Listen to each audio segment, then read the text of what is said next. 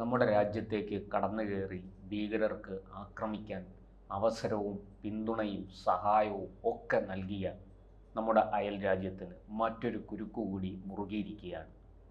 അതായത് ഈ സാമ്പത്തിക കുറ്റകൃത്യങ്ങൾ അന്വേഷിക്കുകയും നിരീക്ഷിക്കുകയും ഒക്കെ ചെയ്യുന്ന ഒരു ആഗോള സംഘടനയുണ്ട്. പാരീസ് ആസ്ഥാനമായിട്ടാണ് അത് പ്രവർത്തിക്കുന്നത്. അതിൻ്റെ പേര് financial action task force, FATF എന്നാണ്. ഈ FATFിൻ്റെ ഗ്രേ പട്ടികയിൽ പാകിസ്ഥാനെ പെടുത്താനാണ് ഇപ്പോൾ ഇന്ത്യയുടെ പരിശ്രമം. അത് ഏതാണ്ട് അന്തിമ ഘട്ടത്തിലെത്തിയിരിക്കുകയാണ്, വിജയിച്ചിരിക്കുകയാണ് എന്ന് തന്നെ പറയാം. മുമ്പ് 2018 മുതൽ 2022 വരെ പാകിസ്ഥാൻ ഗ്രേ പട്ടികയിലായിരുന്നു. ഈ ഗ്രേ പട്ടികയിൽ ഉൾപ്പെടുന്നതിൻ്റെ ദോഷം വിദേശ നിക്ഷേപങ്ങൾ ലഭിക്കില്ല, അതുപോലെ തന്നെ വിദേശ സാമ്പത്തിക ഇടപാടുകൾക്ക് വലിയ തോതിൽ തടസ്സങ്ങൾ സൃഷ്ടിക്കപ്പെടും, ഇങ്ങനെയൊക്കെ ഉള്ളതാണ്. അപ്പോൾ അത് കയറ്റുമതിയെയും ഇറക്കുമതിയെയും ഒക്കെ ബാധിക്കും. വലിയ തോതിൽ വലിയ സമ്മർദ്ദമാണ് അതിനെ തുടർന്ന് ഉണ്ടാവുക.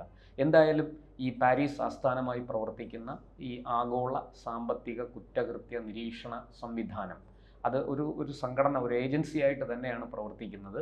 നമ്മുടെ ഇന്റർപോളൊക്കെ പോലെയുള്ള, ലോക പോലീസ് എന്നാണ് അറിയപ്പെടുന്നത് ഇന്റർപോൾ, ആ ഇന്റർപോൾ പോലെയൊക്കെ പ്രവർത്തിക്കുന്ന സാമ്പത്തിക കുറ്റകൃത്യങ്ങളുമായി ബന്ധപ്പെട്ട് പ്രവർത്തിക്കുന്ന ഒരു ഏജൻസിയാണ്. അപ്പോൾ അതിൻ്റെ ഗ്രേ പട്ടികയിൽ പെടുക എന്ന് പറയുന്നത് അത്ര ചെറിയ കാര്യമല്ല, അത് വലിയ തിരിച്ചടിയാണ്. പാകിസ്ഥാനെ സംബന്ധിച്ച് വലിയ തോതിൽ സാമ്പത്തിക പ്രതിസന്ധി അനുഭവിക്കുന്ന ഈ ഘട്ടത്തിൽ കടുത്ത ദാരിദ്ര്യവും, മരുന്നില്ല, ഭക്ഷണമില്ല, വെള്ളമില്ല, വെളിച്ചമില്ല, സൈന്യം തുരുതുര കൊഴിഞ്ഞു പോകുന്നു, സൈന്യത്തിൽ നിന്ന് സേനാംഗങ്ങൾ രാജിവെച്ച് ഉയർന്ന ഉദ്യോഗസ്ഥരും അതുപോലെ സാധാരണ പട്ടാളക്കാരും ഒക്കെ സൈന്യത്തിൽ നിന്ന് രാജിവെച്ച് പുറത്തു പോകുന്നു. ഏതാണ്ട് 5000-ലധികം സൈനികർ രാജിവെച്ചു എന്നാണ് ലഭിക്കുന്ന വിവരം. പാകിസ്ഥാൻ ഇത് സംബന്ധിച്ച് സ്ഥിരീകരണമൊന്നും നടത്തുന്നില്ലെങ്കിലും കാര്യങ്ങൾ വളരെ വ്യക്തമാണ്. ഏതു നിമിഷവും ഒരു പക്ഷേ നമ്മുടെ ആക്രമണം അവർക്ക് നേരെ ഉണ്ടായേക്കാം എന്നവർ ഭയപ്പെടുന്നു. അതിൻ്റെ അടിസ്ഥാനത്തിൽ തന്നെ സൈനികർ ഇത്ര നിഷ്ഠൂരമായ ഈ നിഴൽയുദ്ധം നടത്തി ഭാരതത്തിനെ വലിയ രീതിയിൽ സമ്മർദ്ദത്തിലാക്കാം എന്ന് വിചാരിച്ച് നിരപരാധികളായ മനുഷ്യരെ കൂട്ടക്കൊല ചെയ്യുന്നതിനോട് ഞങ്ങൾക്കും കൂട്ടുനിൽക്കാനാകില്ല എന്ന ഒരു ചിന്താഗതിയോടുകൂടിയാണ് പാക് സൈനികർ പലരും സേനയിൽ തുടരുന്നതും കുറേ പേർ സേന വിട്ടുപോയതും. എന്തായാലും ഇങ്ങനെയെല്ലാം വലിയ പ്രതിസന്ധി അനുഭവിക്കുന്ന പാകിസ്ഥാന് കൂടുതൽ കുരുക്ക് മുറുകുകയാണ് ഈ FATFിൻ്റെ ഫിനാൻഷ്യൽ ആക്ഷൻ ടാസ്ക് ഫോഴ്സിൻ്റെ ഗ്രേ പട്ടികയിൽ കൂടെ പെടുന്നതോടുകൂടി പാകിസ്ഥാൻ വലിയ സമ്മർദ്ദത്തെ നേരിടേണ്ടി വരുമെന്ന് തീർച്ചയാണ്. എന്തായാലും ഈ അവസരത്തിൽ അമേരിക്ക വളരെ ശക്തമായ നിലപാടുമായിട്ട് തുടരുകയാണ്. പാകിസ്ഥാൻ നിരന്തരം അമേരിക്കയെ സഹായം യാചിച്ച് അമേരിക്കയുടെ അടുത്ത് ചെല്ലുന്നു. പക്ഷേ അമേരിക്ക അത് അല്പം പോലും അത് വകവെക്കുന്നില്ല, അത് കേട്ടതായിട്ട് പോലും നടിക്കുന്നില്ല. ഇപ്പോൾ അമേരിക്കയുടെ വിദേശകാര്യ സെക്രട്ടറി മാർക്കോ റൂബിയോ അദ്ദേഹം പറയുന്നു, ഒരു കാരണവശാലും നിങ്ങൾ ആവശ്യപ്പെടുന്ന കാര്യങ്ങൾ ചെയ്തു തരാൻ ഞങ്ങൾക്ക് കഴിയില്ല. എന്തായാലും ഈ ഇന്ത്യ നടത്തുന്ന അന്വേഷണവുമായിട്ട് പാകിസ്ഥാൻ സഹകരിക്കണം. ഇന്ത്യ പറയുന്നത് പോലെ കാര്യങ്ങൾ, തെളിവുകൾ, രേഖകളൊക്കെ ഇന്ത്യ നൽകുന്നതിനനുസരിച്ച് അതിനെ തുടർന്ന് ഇന്ത്യ ആവശ്യപ്പെടുന്ന വിവരങ്ങൾ കൈമാറണം എന്ന് പാക് പ്രധാനമന്ത്രി ഷഹബാസ് ഷെരീഫിനോട് നിർദ്ദേശിച്ചിരിക്കുകയാണ് UN വിദേശകാര്യ സെക്രട്ടറി മാർക്കോ റൂബിയോ. അതുപോലെ തന്നെ ഈ പാകിസ്ഥാൻ കേന്ദ്രമാക്കി പ്രവർത്തിക്കുന്ന ഭീകരവിരുദ്ധ പരിശീലന കേന്ദ്രങ്ങളെ അടച്ചുപൂട്ടണം, അവിടെ നിന്ന് ഇന്ത്യൻ മണ്ണിലേക്കുള്ള ഈ ഭീകരത കയറ്റുമതി ചെയ്യുന്ന ഈ പ്രവർത്തനങ്ങളെ നിയന്ത്രിക്കണം. അതായത് UN ഉൾപ്പെടെ അമേരിക്കയും ഇന്ത്യയും ഉൾപ്പെടെ ചൂണ്ടിക്കാണിക്കുന്ന മുഴുവൻ ഭീകരവാദ നേതാക്കളെയും കൃത്യമായിട്ട് അറസ്റ്റ് ചെയ്യണം എന്നൊക്കെയുള്ള നിർദ്ദേശങ്ങളും വന്നിട്ടുണ്ട്. അതുപോലെ തന്നെ ഈ ഇന്ത്യയുടെ സ്വയം പ്രതിരോധിക്കാനുള്ള അവകാശത്തെ, സ്വാതന്ത്ര്യത്തെ, അതിനുള്ള ഇന്ത്യയുടെ അധികാരത്തെ US വിലമതിക്കുന്നു. അമേരിക്ക അതിന് വലിയ വില കൽപ്പിക്കുന്നു, അതിന് അംഗീകാരം നൽകുന്നു എന്ന് പറയുന്നത് പ്രതിരോധ സെക്രട്ടറി പീറ്റ് ഹൊഗേസ്റ്റിയാണ്. അദ്ദേഹം കൃത്യമായിട്ട് പറഞ്ഞു, ഒരു കാരണവശാലും ഇന്ത്യയുടെ ഈ സ്വയം പ്രതിരോധിക്കാനുള്ള അവകാശത്തെ ഞങ്ങൾ ചോദ്യം ചെയ്യില്ല. ഒരു കാരണവശാലും ഇന്ത്യക്കെതിരെ ഞങ്ങൾ യാതൊരു നടപടിയുമായിട്ട് മുന്നോട്ട് പോകില്ല. ഇന്ത്യക്ക് ഉപരോധം ഏർപ്പെടുത്തണം എന്നൊക്കെയാണ് പാകിസ്ഥാൻ ആവശ്യപ്പെട്ടത്. അതെല്ലാം നിർദാക്ഷിണ്യം അമേരിക്ക തള്ളിക്കളഞ്ഞിരിക്കുന്നു. ഒരു കാരണവശാലും ഇന്ത്യക്കെതിരായ യാതൊരു നടപടിയെയും പ്രോത്സാഹിപ്പിക്കില്ല എന്ന് അമേരിക്ക വ്യക്തമാക്കി കഴിഞ്ഞു.